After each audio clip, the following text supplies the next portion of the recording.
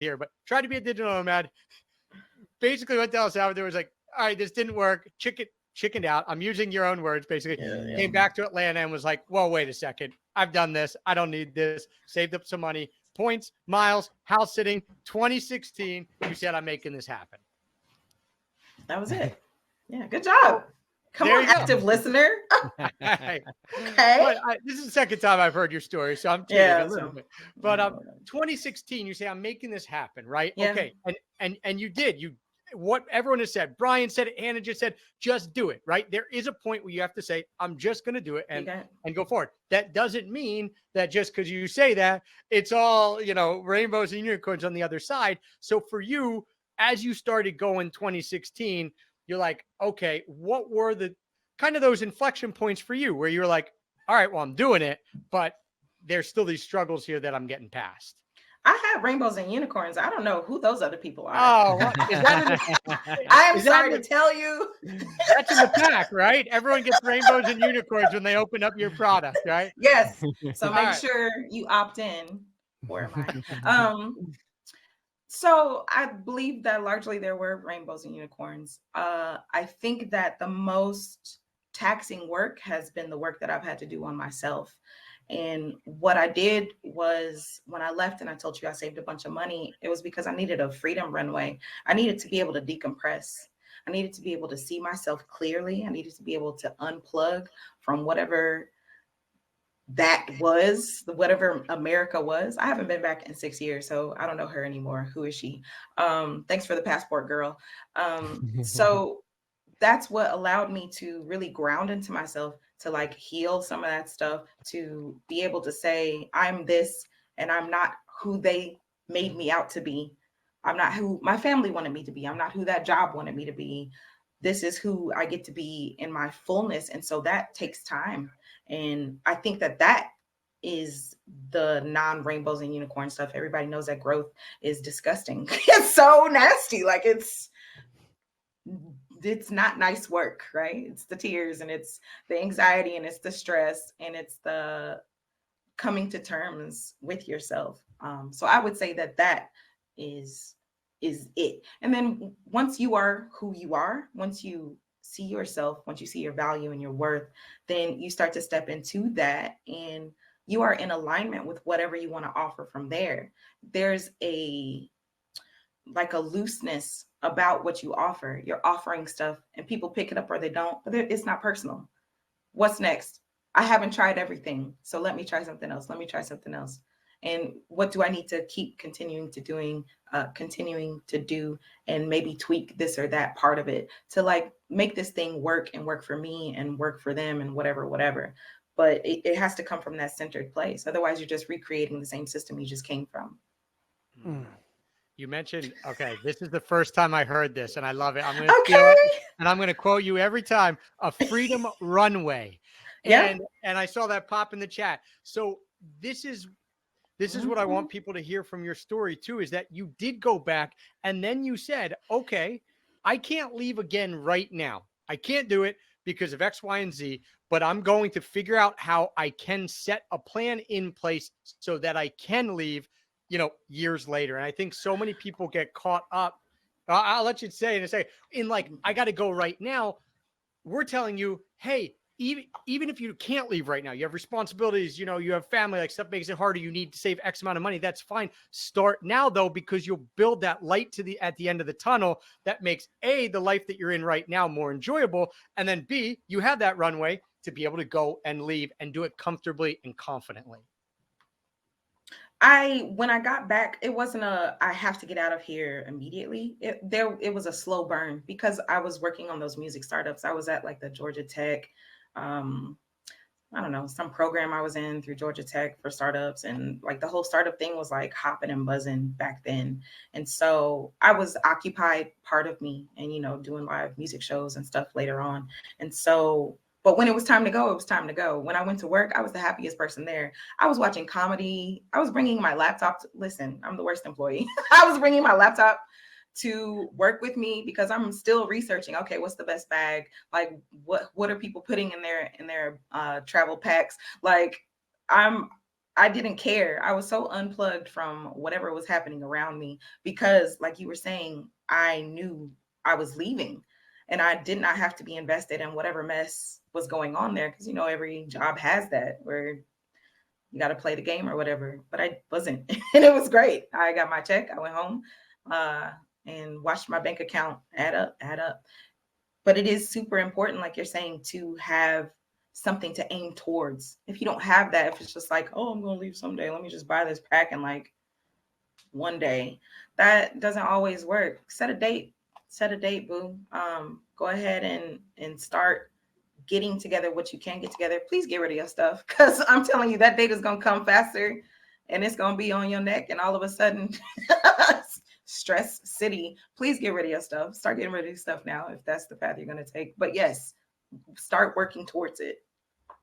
What do you love about the digital nomad lifestyle for yourself? Because, there are, of course, a lot of ways to approach it. I mean, you could keep a home base somewhere, you could do it a lot of different ways, but you're full on as a nomad. So what do you like about that?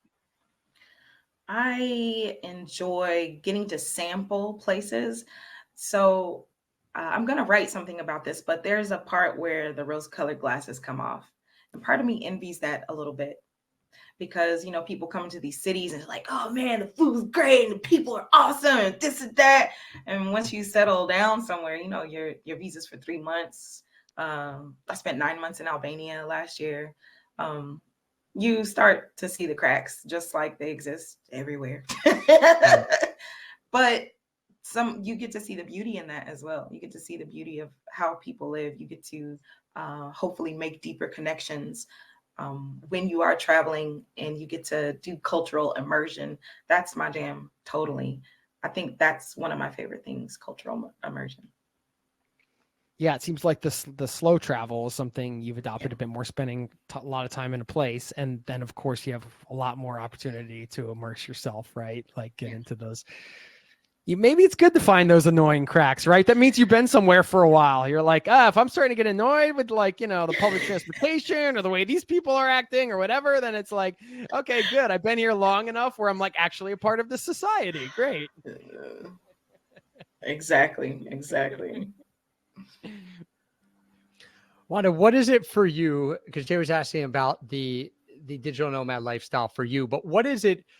Why do you feel compelled to help other people do this? Because there are a lot of people out there who aren't part of the Paradise Pack, aren't going to come on live streams, aren't going to share their story, aren't going to have a podcast, aren't going to basically create communities to help other people do what you've done. But you're saying, this is me. Like, I've created a community so that others who are in a spot that I was in can be pulled out with less tears, heartache, whatever, hopefully, than it was for me. So where is that coming from? Like, why are you drawn to make your life's work that?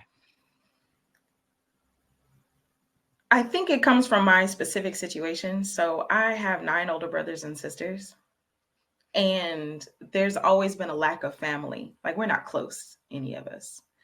And so I think it's born from trauma. Lola Akinmade, she came on to my podcast, Black Women Travel Podcast, once, and she said that our gifts are born from the things that were denied us, or something as beautiful. It was beautiful what she said, but it was like, that was the gist of it. So I think that I always want to get people together. I'm just like, hey guys, oh, you should know this person. You should know this person. But like, also, I, of course, have experienced the transformation in my life. I know who I was there. I know how I was able to experience life in America in general, no matter what state I was in. And I know who I am now.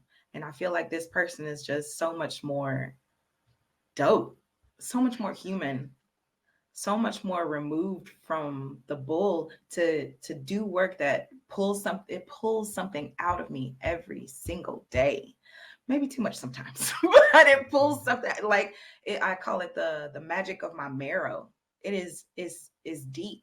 And so I get to do that instead of doing all the other foolish things that people created hundreds of years ago that people continue to propel. I don't know why. What money? What is that even about, really? But anyway, so I think that that's why I want people to have this feeling, because that's what everybody's after anyway. Everybody's after a feeling, approval from parents, or you want to look powerful, or you want to, you have Apple because you like how the design makes you feel. Not because of actual functionality, because I mean, they all do the same thing. They have internet, you can make phone calls, what's text, what's not. So it's like the design around it, right? So if you can get specific about how you want to feel, and you can try different things out to understand what can give you that feeling, that's in a healthy or whatever kind of manner, then I think that your life becomes richer. And that is what creates the fulfillment that you're after.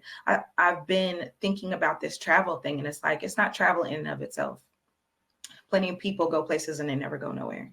Not inside their hearts, not inside their minds. They don't actually travel, just their physical bodies do.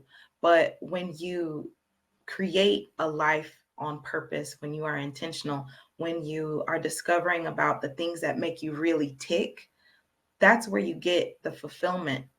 And it's you're not trying to pull stuff from different people. You're not trying to get that validation or that sense of fulfillment outside of yourself, because you have it and you've done the work in order to discover that, and what that looks like and feels like, smells like, and like all that good stuff. So all of that.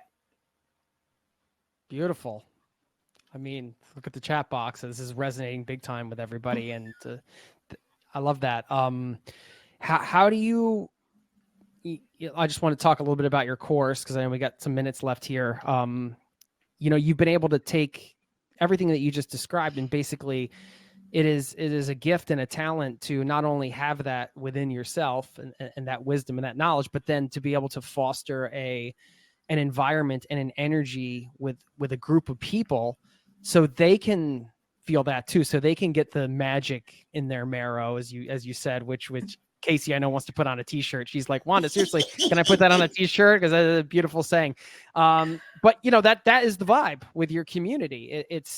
You're able to create that energy and that vibe. And I'm just wondering, community being such an important part of, we believe, business, Mm-hmm. serving people, which is what businesses are supposed to do, right? What is your best advice for creating that comfortable space for everybody to feel the magic in their marrow? It's a representation kind of thing, if you've spent any amount of time anchored in your skin, these flesh bags we've been tied to, then you start to see other people open up and do the same. But it's like, I guess, top down leadership. You have to embody it yourself. You give yourself the permission, and then everyone around you starts to, the shoulders come down and the tongue drops from the roof of the mouth, and there's more ease and acceptance. I find people in these digital rooms, because everything is virtual, especially these days. I find them saying things out loud in a room of strangers that they may not have even said to themselves. That is community, right? That is you being able to talk about the things that are really on your heart that you haven't been able to talk about. You can't talk with family. They've been with you the whole time. They stopped being curious about who you are as a person, if they ever were. They've spent too much time with you. The same with friends and strangers. Like, you can only go so deep sometimes, because you never know what they're going through as well. But when you come to these spaces that are created specifically for us to gather and share and uplift and encourage and support, then you know what it is. You know what it is. So you can come, you can say what you want to say, or just listen and feel your feelings and not share. And that's okay too. But we're here as an option. So I think that you being yourself and being open enough, and knowing your limits, because sometimes we do a little too much, but being able to share, from your heart, whatever it is that you are ready to share, what you want to talk about, then other people, it's like a domino effect. Other people they come through, they open up. It's delicious. It's the most beautiful thing to me. Yeah, one of the things you mentioned is sharing with people who you might have just met or that you've come into a community and it's virtual, stuff that you have never shared, maybe with yourself or your family or your friends. And I think that's why finding, and we've talked about this throughout the whole live stream, is like, if you feel alone in this journey, you need to go find the people that you feel you can share open and honestly with, because if you try to do it alone, it's going to be impossible. And so if you don't have that in your life, and again, family can be supportive, but sometimes only to a degree if they don't know how to live that life, or they don't, not even that they don't agree with it, they just don't understand it. You have to go find the people who do. And we had this quote inside a location indie community. The very first time we did a New York City meetup, we sat down. No one even asked their name. People just started talking about travel right away. And it was like this instant bond. And so we said, hey, this is like an insta bond. It's like when you get around people who are trying to lead the same lifestyle that you are, it's like it opens your heart up so quickly because you're like, they get me. I don't have to spend 20 minutes explaining it. It's like, I want to go to Portugal. Oh, did you know you could get a flight here? My friends are it's instant bond. And that's what people need to start feeling to truly build this type of lifestyle. You need those type of people in your corner. Extremely true. All the truth. Yes, to the truth. Wanda, thank you. I mean, thank you, Wanda. Thank you.